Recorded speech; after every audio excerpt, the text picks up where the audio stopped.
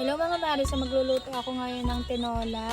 Babaltan ko lang tong luya, sayote, sibuyas, bawang at luya. So maglalagay lang ako ng tubig para sa pagpapakulo ng manok. Ito na yung ating manok. Papakulo lang akong tubig. Nilagay ko na yung manok para maluto rin siya agad.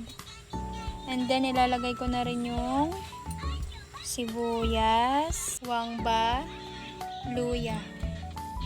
Later ko na lang lalagyan ng mga pampalasa pag kumulo na siya.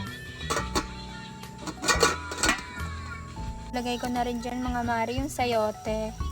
Antayin ko na lang na lumambot siya. Ano nyo naman mari, itong napakasarap ngayon taglamig na ulamin.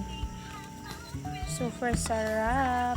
Yummy. Nilagyan ko na rin siya ng paminta, magic sarap, asin. Yan. Antayin ko na lang maluto yung sayote. Ayan mga mare, luto na yung sayote at saka yung ating manok. Ready to eat na. Super sarap ng ating ulam. Thank you for watching mga mare. Bye bye!